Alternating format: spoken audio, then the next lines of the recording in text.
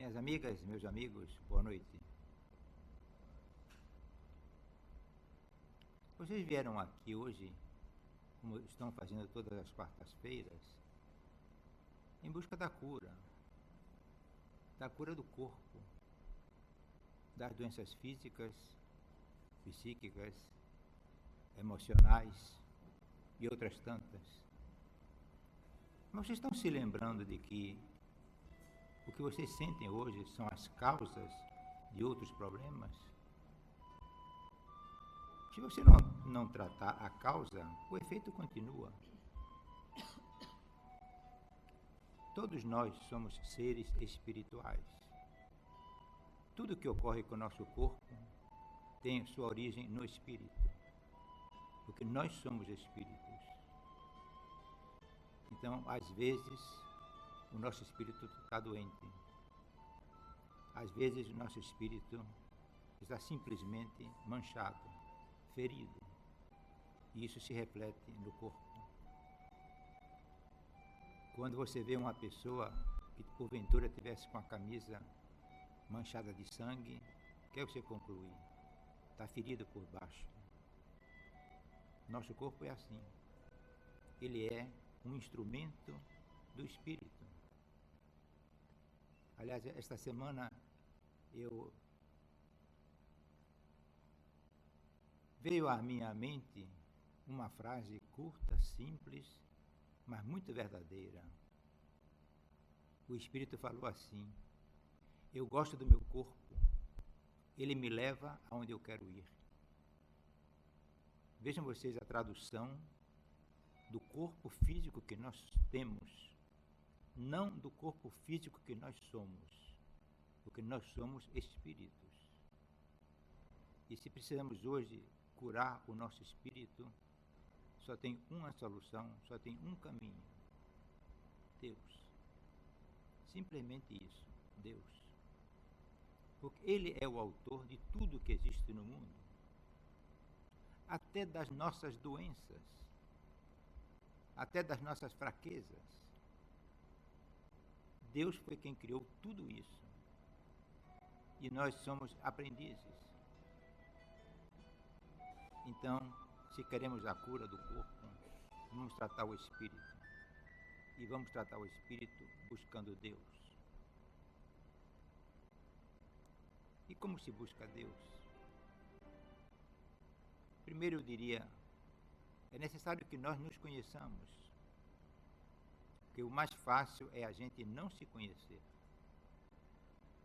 Uma certa ocasião, eu estava em atrito com um irmão. E naturalmente, toda vez que existe qualquer desentendimento, a tendência natural é o afastamento. Um outro irmão disse para mim: vá lá e converse com ele. Eu disse: não vou, porque se eu for, vou me exaltar e aí vai ser pior. Vamos ter mais zanga e mais afastamento. Ele voltou a dizer para mim: vá. E eu não fui. Não fui porque achava que não tinha condições de ir. O irmão voltou a mim novamente e disse: vá. Vá que na hora você vai conseguir resolver. E eu comecei, parece que, a me convencer da necessidade de tomar a iniciativa de ir lá. E comecei a orar, pedindo a Deus luz para mim e luz para ele. Nos encontramos. Um ambiente gelado, para não dizer muito, muito frio. Sentamos na mesa e começamos a conversar. Não em tom de cobranças, mas em tom de conciliação. Eu sei que depois de uma meia hora de conversa, nós rompemos problemas que estavam ali enraizados há anos. Quando depois de eu resolver esse problema e ter me reconciliado, o irmão que me enviou disse: está vendo o que disse a você? Vá. Você tem coragem. E eu disse assim para ele: eu não me reconheci. Não sei como eu consegui chegar lá. Então, em outras palavras, eu próprio não estava me conhecendo. Um filósofo grego disse há milhares de anos atrás, talvez uns 5.000 anos atrás: homem, conhece-te a ti mesmo. E nós não nos conhecemos. Se nós não nos conhecemos, como é que nós queremos conhecer Deus? É preciso buscar um caminho. Outra situação que existe, é muito comum, certo? É essa. Meu Deus, a ti eu elevo a minha oração. Deus, ouve o meu clamor. Como se Deus estivesse lá longe, lá no céu. E nós aqui tivéssemos que gritar para Ele ouvir a nossa prece. Onde está Deus? Deus está aonde Ele disse que está. Jesus disse, eu estarei convosco todos os dias, até a consumação dos séculos. Nós ouvimos isso e fica por isso mesmo. Continuamos achando que temos e vamos resolver nossos problemas com os meios que temos. E esquecemos nossas origens. Se nós viemos de Deus, é em Deus que temos que encontrar a solução dos nossos problemas. Problemas em que nós criamos como instrumentos, não como responsáveis. Vamos ver. A criança ganha uma bola e vai brincar com os colegas. Dá um chute, a bola bate na vidraça do vizinho e quebra. O que é que a criança faz? Chama o pai. Diz, meu pai, a bola bateu na janela do vizinho e quebrou. Vá lá resolver com ele porque ele está danado. O pai vai como responsável e resolve o problema. O menino foi o instrumento, foi o autor daquele fato. Mas ele não é o responsável porque ele é um menino, é um aprendiz. O responsável é o pai. E você, quem é você? Você é um aprendiz, como eu sou um aprendiz, como minhas colegas aqui são aprendizes, de um caminho que Deus colocou à nossa frente. Então, ele é o responsável. Porque o homem, como adulto, não sabe o que é que vai acontecer e não sabe se prevenir e não tem meios de se prevenir. Suponhamos, uma pessoa adulta compra um carro. Ele, antes de comprar o carro, faz seus planos, estuda tudo quanto é possibilidade para que haja a melhor solução possível dentro da condição dele. Compra o carro, a família fica alegre, usa o carro e perde o emprego. Consequentemente, atrasa o financiamento. Consequentemente, vem problema.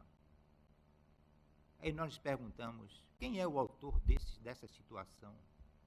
O autor é esse adulto. Pode ser você, pode ser eu.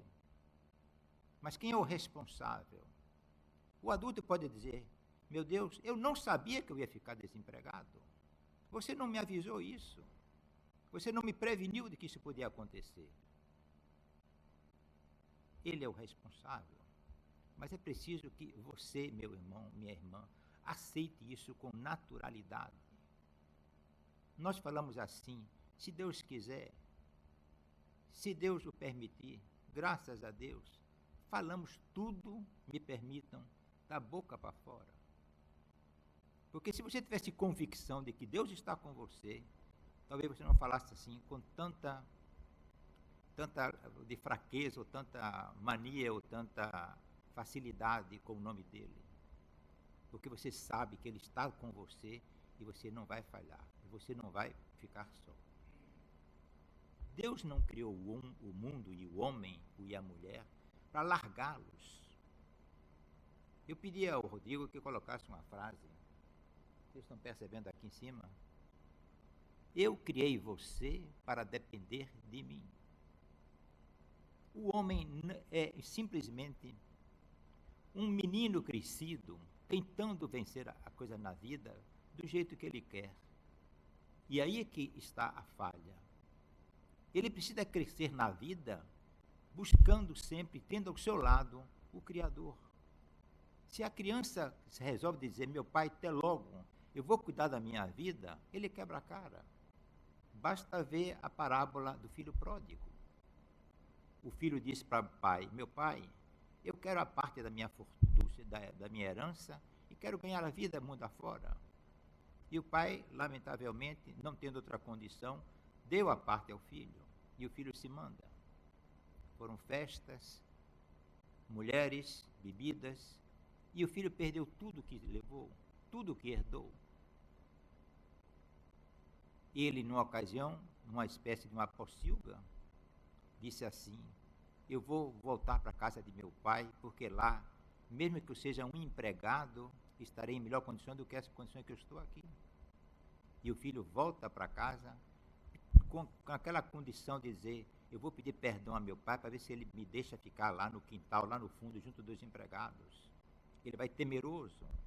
E quando ele chega diante do pai, o que é que ele vê? Um pai de braços abertos, preparou uma festa, porque o filho voltou à casa paterna. Assim somos nós.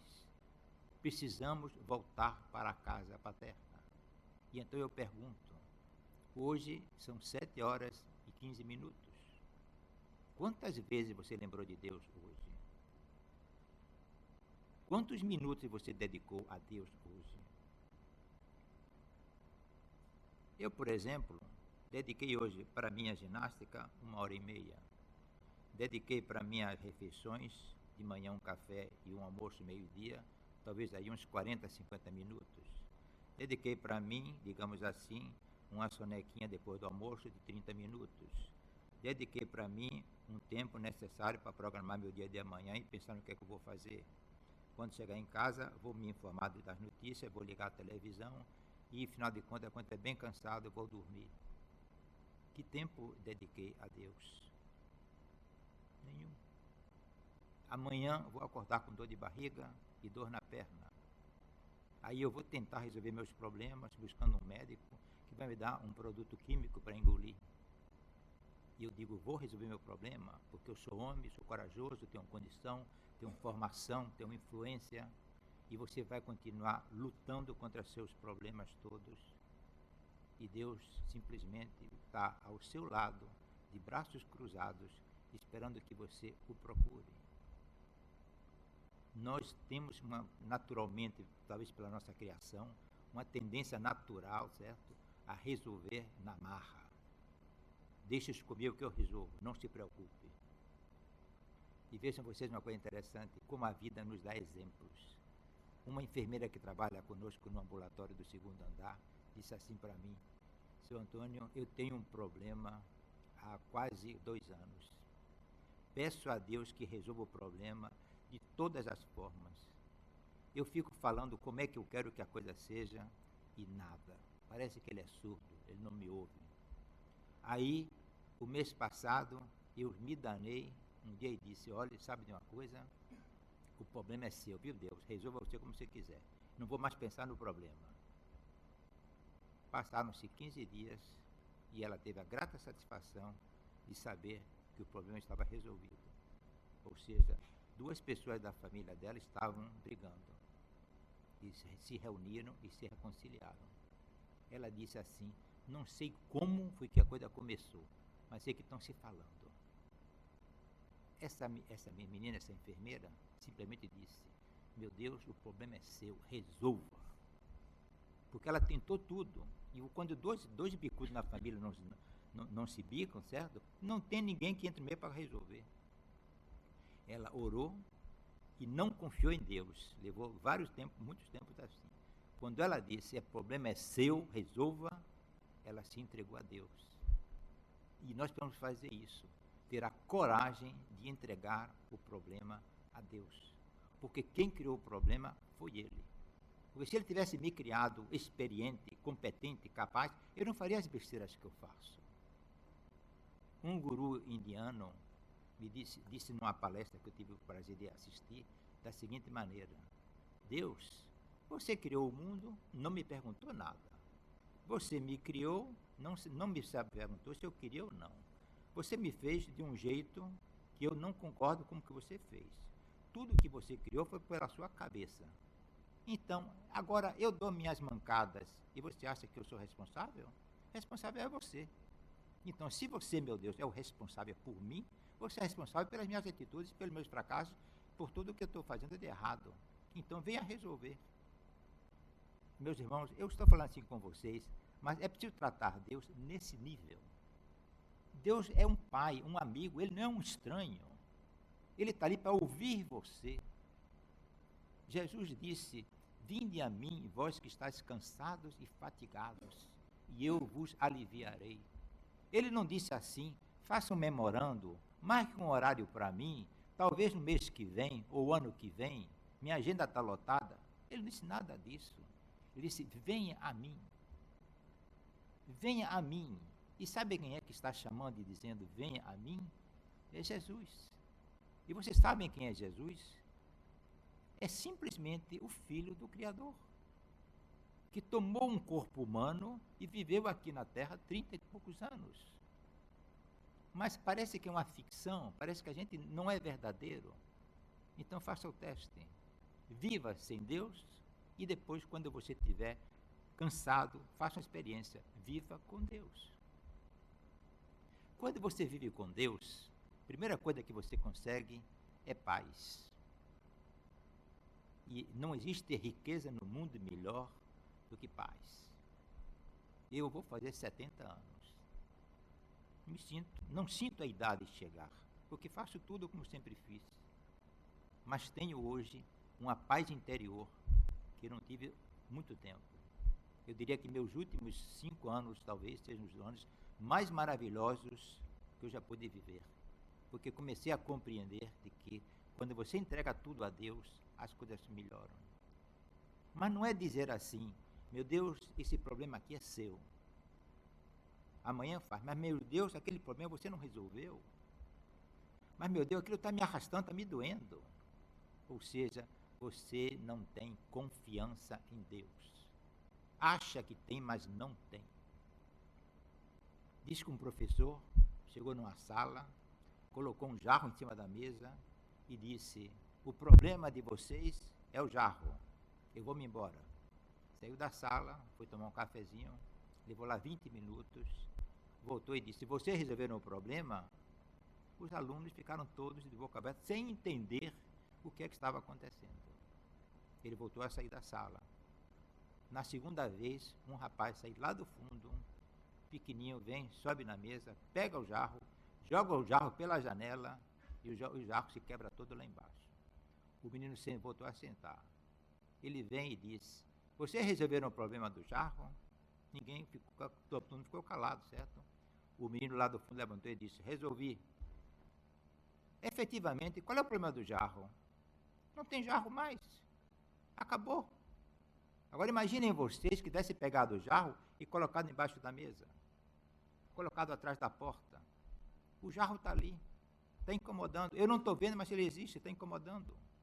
Quando ele pegou o jarro, jogou pela janela, acabou o problema. Isso relembra a fé. Ou você entrega o problema a Deus, ou não entrega. Irmã Dulce me disse, com quem eu tive a grata satisfação de trabalhar, não existe meia verdade, não existe meia gravidez. Ou está grávida ou não está grávida. Ou você fala a verdade ou não fala a verdade. Então Deus nos leva à transparência, que nós tanto falamos. Queremos ser transparentes, mas nos esquecemos de que nós somos entidades espirituais. No Evangelho está o caminho que nós precisamos trilhar. Vocês têm lido o Evangelho? Não me respondam. Façam uma reflexão. Existe um livro chamado Jesus está ao seu lado. É meu livro de cabeceira hoje. Ele tem 365 mensagens. Eu estou lendo e recomendei a algumas pessoas para ler. Mas não tem sentido pegar um livro desses e ler 20 páginas de uma vez só, 50 páginas de uma vez só. O livro tem mensagens. Então você lê uma ou duas páginas e guarda o livro. E procure meditar sobre o que tem escrito no livro. Coisas maravilhosas. Por exemplo, o Senhor diz assim, eu achava que o nome do livro deveria ser Escutando Deus Falar. O Senhor diz assim: eu sou o autor das circunstâncias na sua vida. Vejam que frase simples e verdadeira. Eu sou o autor das circunstâncias da sua vida. O mundo inteiro, tudo o que acontece com todas as bilhões de pessoas, é Deus quem está guiando. E se você anda pelo caminho torto, Deus está olhando. E se você faz uma fraqueza qualquer, é porque Deus lhe criou fraco. Tudo roda no sentido de buscar Deus. Mas Deus faz coisas maravilhosas. Em outra página, ele diz assim: você não pensa nem imagina do que eu sou capaz de fazer. E quantas vezes nós ficamos surpresos de ver, poxa, foi tão legal aquele negócio acontecer assim, foi tão bom resolver. Puxa vida, eu me livrei de um acidente de carro agora, porque na hora eu desviei. Coisas maravilhosas que quem cria é Ele. Eu determino o tempo de cada evento. E a gente tem uma doença qualquer e quer que termine aquilo. A gente tem uma aprovação e quer que aquilo acabe logo. A gente tem uma dor de cabeça e quer que ela, na mesma coisa, desapareça. Quem determina o tempo dos eventos e dos acontecimentos é Deus. Somos espíritos em fase de crescimento, de aprendizado. E é necessário que a gente constantemente esteja vivendo nossa situação com Deus. A vida que vocês levam e que eu levo é perfeita. Não tem nenhuma orientação para mudar de vida, mas tem orientação para você mudar de pensamento, de como você faz as coisas. Trabalhar é bom, juntar um dinheiro, um patrimônio é necessário, mas se você acha que aquilo é que é seu e que você está precisando daquilo e que aquilo não pode faltar e por isso você trabalha para ter mais e mais, você está perdido. Você precisa confiar que Deus é que é o seu patrimônio. Deus é que é a sua riqueza. Você trabalha para servir a Deus. Os bens materiais começam a chegar como consequência. Se você sai para buscar o dinheiro, se você sai para buscar a ganância, que às vezes algumas pessoas se envolvem, não chega a lugar nenhum. Quando você entrega o problema a Deus, a coisa acontece. Então vejam, por exemplo, existe uma frase no Evangelho que diz assim: buscai primeiro o reino dos céus e a sua justiça, e tudo o mais vos será dado por acréscimo. Buscai primeiro o reino dos céus e a sua justiça, e o resto vos será dado por acréscimo. Então vejamos na história. Eu saio para trabalhar, me estudei, me formei, saio para ganhar dinheiro, começo a juntar dinheiro, perco dinheiro, ganho dinheiro, vou levando, com problema, arrumando, certo? E no fim é um sacrifício enorme, chega à posição que você fica velho e diz: que sentido teve a minha vida? Só fiz trabalhar o tempo todo. Não consegui gozar nada do que eu tenho, porque preciso guardar para uma emergência. Isso é um caso muito comum. Agora veja o que Irmã Dulce fez. Irmã Dulce nunca teve uma profissão, quer dizer, de trabalho, nunca teve uma carteira assinada, nunca ganhou um salário, nunca correu atrás do dinheiro. Simplesmente tinha um hábito e um coração amoroso. Deus estava tanto com Irmã Dulce, como Deus está comigo. Só que ela enxergava o Deus que estava nela. E às vezes eu próprio não consigo enxergar isso. Então ela sai de noite e pega 4 meninos na rua, arromba uma porta de um galinheiro, que era o fundo de uma casa, e dá acolhida a 4 meninos. Ela não foi buscar primeiro o dinheiro, ela foi primeiro buscar o reino dos céus. E o que aconteceu na segunda noite? Ela foi buscar mais 3. E o que foi que aconteceu na terceira noite? Uma pessoa soube disso e disse: irmã, não fica aí não, venha para cá que eu tenho um lugar melhor para você ficar. E saíram do galinheiro e foram para um lugar melhor. E o que foi que a irmã fez depois? Foi buscar mais 3 meninos e ficou com 10 meninos. E outra pessoa depois trouxe alimento para os meninos. Então vejam como a palavra de Deus, o ensinamento do mestre acontece. E tudo o mais vos será dado por acréscimo. Então a irmã construiu o que é hoje o hospital, que atende incrivelmente e atende bem mais de 4.000 pessoas por dia. Mais de 4.000 pessoas por dia. Uma instituição que foi criada por Irmã Dulce, sem nunca trabalhar para ganhar dinheiro. Tudo foi dado. Ela me dizia, meu filho, tenha fé. Disse, mas irmã, a senhora está tão cansada, por que a senhora não para um pouco e descansa? Ela me pegou pelo braço, isso foi um dia de domingo, certo? Tempo de verão, um céu bonito. Eu estava na clausura com ela, era um dos poucos que tinha acesso à clausura. Abri uma janela no fim do corredor e disse, você está vendo, meu filho? Eu disse, irmã, é um dia muito bonito hoje, um céu muito lindo. Você está vendo, meu irmão? Os filhos são dele, as crianças daí são dele. Se ele quiser mandar, ele manda. Se ele não quiser mandar, ele não manda. É o problema dele. Você veja a irmãzinha que era, na realidade, um esqueleto com pele, porque quando você pegava aqui assim na mão dela, você via os ossos tranquilamente, certo? Que fé tinha a irmã. Que exemplo ela dava para nós. Eu considero que a irmã é um espírito muito elevado, que veio ao mundo simplesmente para servir. Como quem diz, meu Deus, deixa eu voltar lá, certo? Que eu quero ensinar aquela pessoal como é que se trata os irmãos. Ela fez um serviço esse de miraculosamente, porque tudo ali chegava, tudo ali se realizava. E ela me disse uma coisa uma vez que é típico dela, certo? De quem tem fé. Ela me disse assim, irmão, Deus não gosta mais de mim. Disse, irmã, o que foi que aconteceu para a senhora usar uma expressão dessas? Esta semana no hospital não teve nenhum problema. Ou seja, ela sentia a necessidade de que os problemas existissem para, através dos problemas e das dificuldades, se aproximar cada vez mais de Deus e ver o seu mundo ser criado em condições melhores. E o que a irmã fez, você pode fazer. Porque Deus não ama a irmã mais do que a você. Deus ama a você e a mim e a irmã da mesma maneira. A irmã tem uma evolução espiritual muito maior do que a nossa. E é possível que tenha reencarnado muitas e muitas vezes mais do que nós. Já cresceu espiritualmente. Está muito mais perto de Deus. Mas nós estamos no mesmo caminho.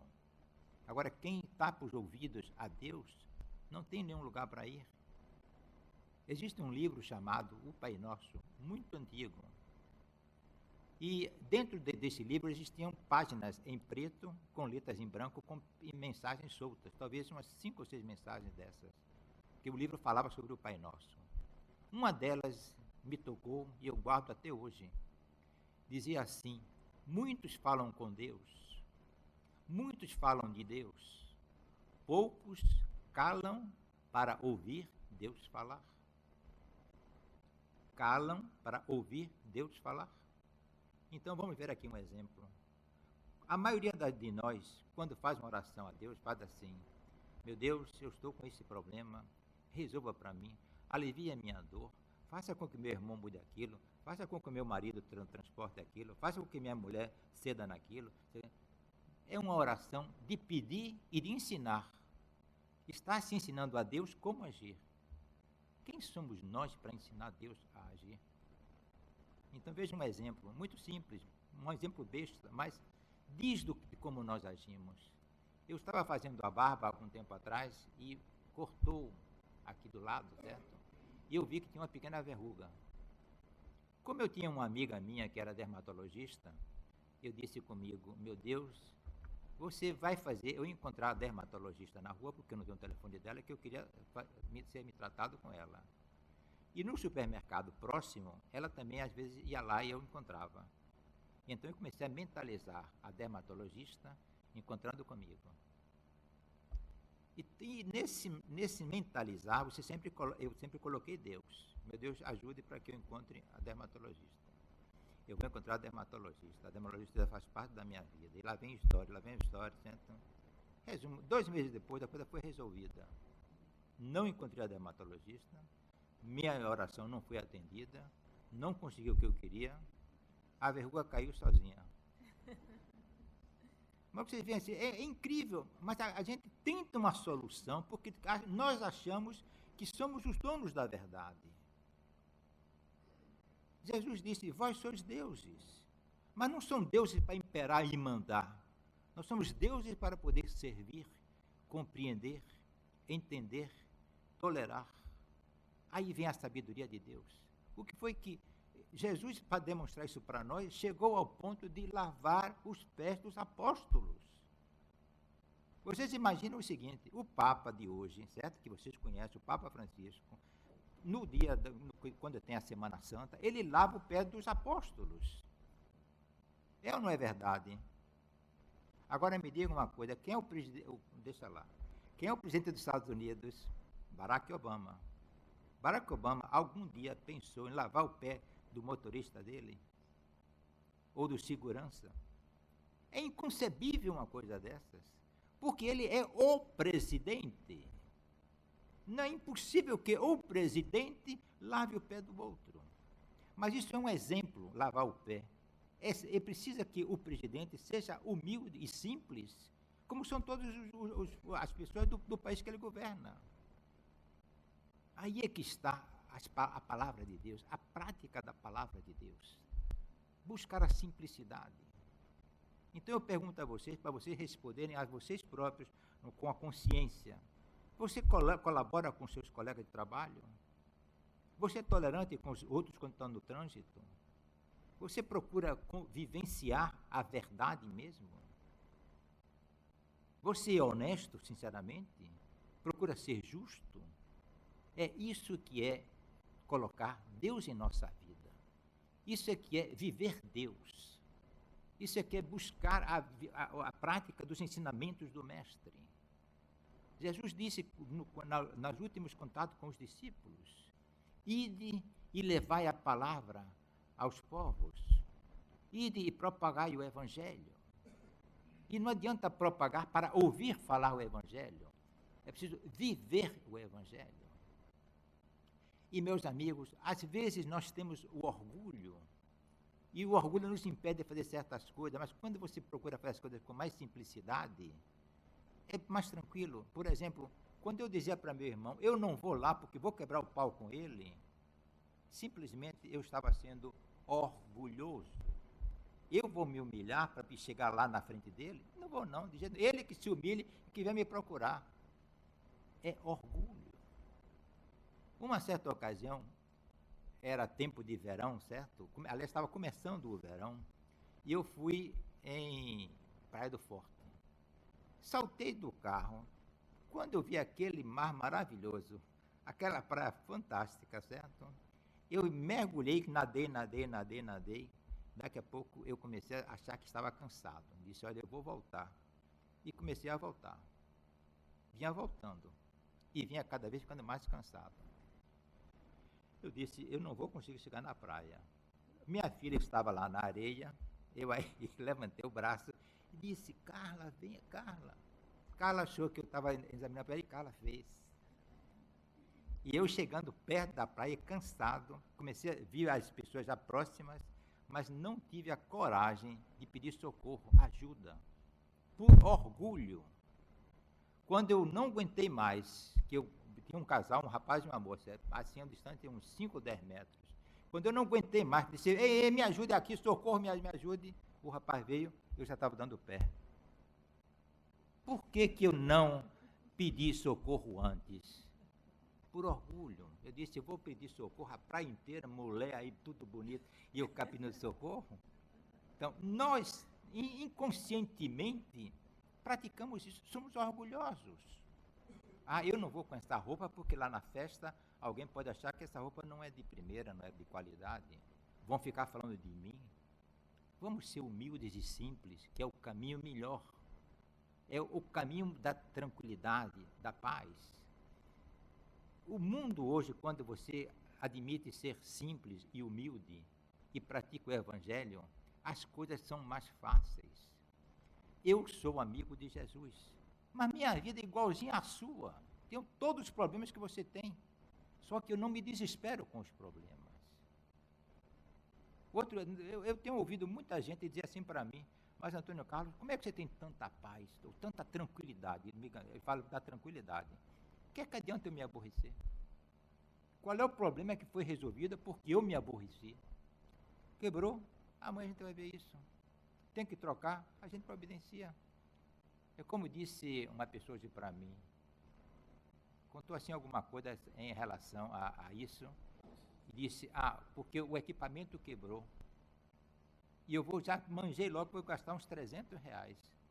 Eu digo, mas meu amigo, se você vai gastar R$300, por que motivo você se aborreceu? Se você sabe que você tem um dinheiro para poder pagar aquilo, é porque vai ficar 2 dias sem o equipamento? Qual é o problema? O equipamento leva uma semana parado sem ninguém usar.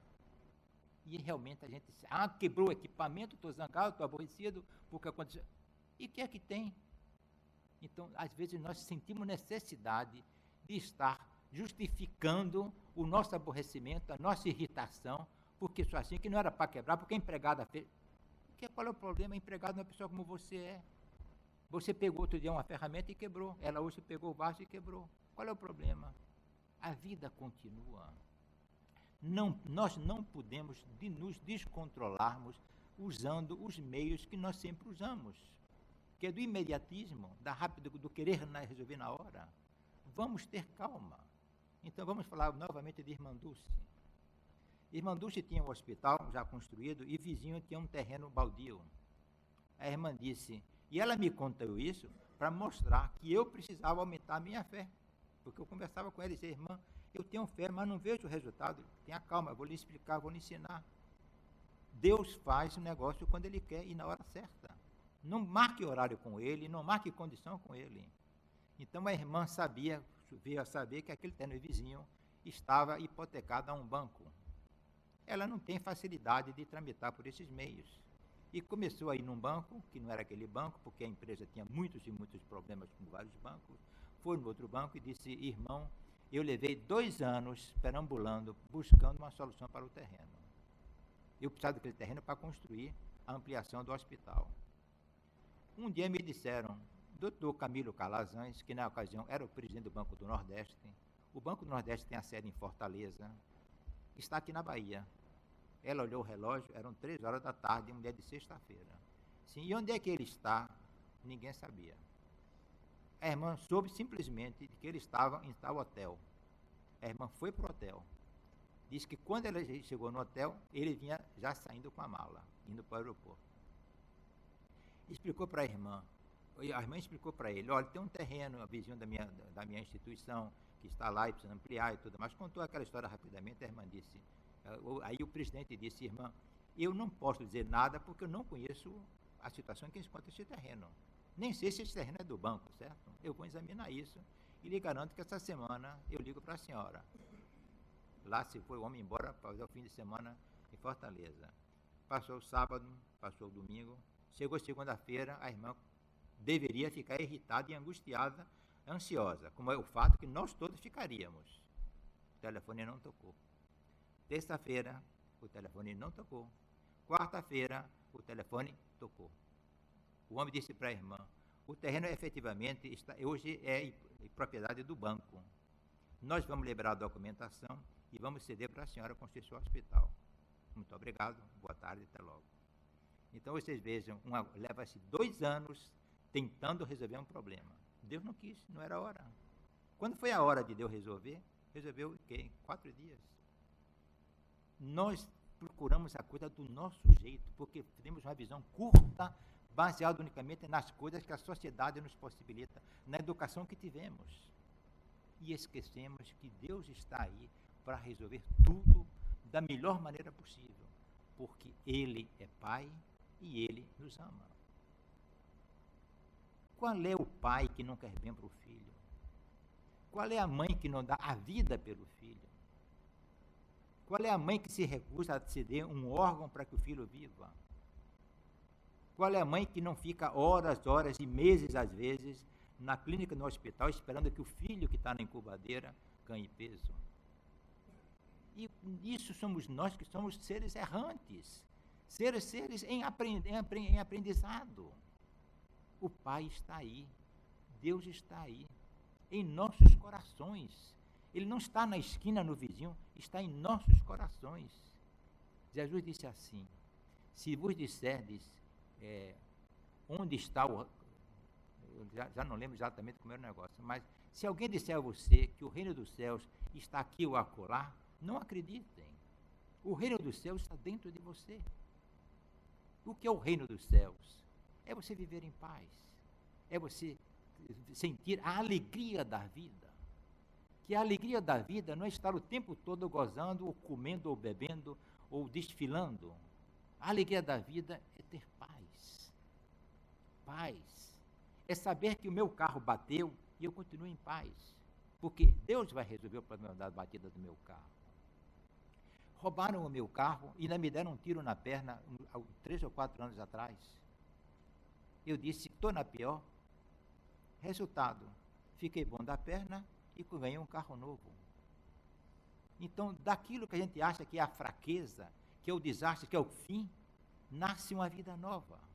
No meio do lodo, nascem plantas. Mas é a maneira como nós enxergamos. O problema não é o terremoto, é como você reage ao terremoto. Acontece uma enchente, as pessoas da imprensa só faltam fazer a pessoa engolir o microfone, perguntando as mais idiotices possíveis. E tem uns que dizem assim, Deus quis, Deus levou tudo, é como Deus quiser. E tem outros que dizem assim, perdi e vou recomeçar. Como é belo ter coragem para dizer, perdi e vou recomeçar. Porque o que é que você precisa para recomeçar? Você precisa ter a vida, a crença, a fé. Quando você tem fé, as suas coisas funcionam. Quando você pensa somente no material, a coisa complica.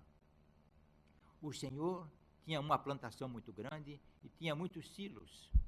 Tal era a produção dele que os silos estavam lotados. Então ele procura o servo e conversa com o seu chefe lá de produção. E o chefe de produção diz, Senhor, a solução nossa é destruir esses silos e construir novos, maiores ainda. E ele aceita a ideia, destrói os silos, constrói novos, onde cabe 2 vezes mais a produção que ele tem para poder guardar o trigo dele. E quando os silos estão prontos, o que é que acontece? Ele morreu. Ele morreu. Porque só viu somente a parte do lucro, a parte do material, a parte daquilo que é terreno. Ele se esqueceu que Deus é mais.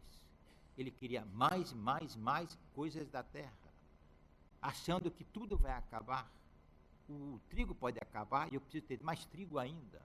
Pode acabar a minha condição e eu tenho que ter mais ainda. Preciso ter uma riqueza maior, uma poupança maior. Não é esse o caminho. Quando nós trabalhamos, temos que fazer o seguinte, pensar em Deus. Eu vou trabalhar hoje. Meu Deus, eu trabalho e ofereço para você. Meu Deus, o meu dia de hoje, você é quem faz a minha agenda. Me dê recursos e forças para eu poder superar tudo. Você vai fazendo tudo e Deus está ali com você. Vivendo cada passo com o seu Deus interior. E aí você cresce, você tem saúde, você tem paz. Isso é o que nos falta. Enquanto a gente pensar curto, pensar que somos os reis da praça, somos aquele, como quem diz, que resolvemos tudo, a gente não tem condição de crescer. Quando a gente abre o espírito, abre o corpo para que Deus se manifeste em nós, aí é que vem a solução. Uma pessoa disse assim para mim, nós tínhamos ido visitar um amigo nosso que estava muito doente, mas que tinha muitas posses. Aí meu irmão disse assim, a gente deve orar por ele, para que ele fique bom. Eu disse, não, de jeito nenhum. Se você quiser, ore e peça a Deus que dê luz para ele. O que é bom para ele? Só Deus sabe. Se ele vai morrer hoje, vai morrer amanhã, se ele vai ficar recuperado, se não sei o quê. Deus sabe, Deus conhece a vida dele, dessa encarnação e das anteriores. Se você não conhece, até para você mesmo, não peça a Deus nada. Olha, observe, irmã Dulce me disse isso várias vezes. Não peça nada a Deus. Agradeça por tudo e Ele vai lhe dar paz. Nós não sabemos o que é bom para nós. Eu quero ganhar na loteria esportiva. E quando a loteria esportiva acumula, as filas são imensas. Nós temos casos de quem ganhou na loteria esportiva e se deu mal. Ganhou a loteria, a mulher matou ele. Ganhou na loteria e a mãe roubou. Isso foi uma coisa. Quando ainda existia a antiga loteria esportiva, uma pessoa do interior, ignorante, daquele que trabalhava em fazenda, ganhou um dinheiro, perdeu tudo. O repórter pergunta, então explique como foi. Ele falou, ele só tinha os dentes de um lado. E disse assim, doutor, o senhor me acredite, até minha mãe me roubou. Você vê, então, a gente não sabe o que é bom para nós. Se soubéssemos, seria uma beleza. Então é necessário dizer, meu Deus, luz para o meu caminho, e me dê o que for necessário para mim. Ele sabe. Ele vai dar as oportunidades. Ele deu a você inteligência, capacidade para trabalhar, deu para você oportunidades, deu para você um bom coração, deu para você ensinamentos. Use esses talentos. Se o filho diz assim para o pai, meu pai, me dá uns 100 reais aí que eu vou sair para comer uma pizza com a menina, com a namorada. O pai dá, mas o pai às vezes gosta de ir lá no fundo, o pai pergunta, sim, meu filho, e a semana passada eu também lhe dei 100, o que foi que você fez com o dinheiro? Ele cobra. E nós vamos ser cobrados pelos talentos que recebemos de Deus e não soubemos trabalhá-los. É o caso daquela parábola em que ele diz assim, aquele senhor ia viajar, deixou 10 talentos, 10 moedas com um, 5 moedas com um e 1 moeda com o outro. Quando ele voltou de viagem, ele disse, servo, o que você fez com o dinheiro? Com as moedas que eu lhe dei? Eu guardei as moedas, usei as moedas e de 10 fiz 20 moedas. Ou seja, dos talentos e das oportunidades eu aumentei. Bom servo. E você fez o quê? Eu perguntou ao segundo. Mestre, o senhor me deu 5 moedas, eu trabalhei com as moedas e fiz 10 moedas. Tive lucro. Bom servo, você soube usar os seus talentos. E aquele ganhou uma moeda só. O que foi que você fez? Ele disse, patrão, eu sei que você é muito exigente, certo? Eu fiquei com medo, guardei a moeda, está aqui ela de volta. Então o senhor lá disse, você é um mau servo. Pelo menos você poderia ter colocado essa moeda no banco e renderia juros. E você não fez nada disso. Você é um mau servo. Peguem ele e levem para a prisão.